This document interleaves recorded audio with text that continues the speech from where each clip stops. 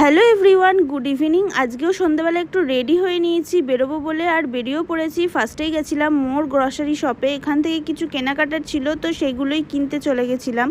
Mainly গেছিলাম এই ইউনিবিকের কুকিজগুলো, খুব দরকার ছিল তাই এগুলো কেনাকাটা করে চলে গেছিলাম দাদা বৌদির রেস্টুরেন্টে ডিনার করতে। গিয়েই চটপট অর্ডার দিয়ে দিয়েছিলাম, আর কিছুক্ষণের মধ্যেই চলে এসেছিলো আর সার্ভও করে দিল। আজকে মেনলি ডিনারের জন্য নিয়েছিলাম মাটন বিরিয়ানি আর টিক্কা চিকেন বাটার মশলা।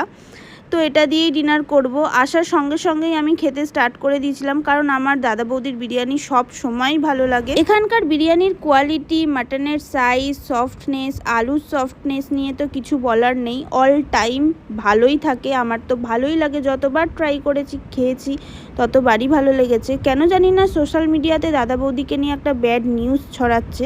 যাই হোক, আমার যদি মিনি ব্লগ ভালো লেগে থাকে তাহলে চ্যানেলটি সাবস্ক্রাইব করে দিও। টাটা।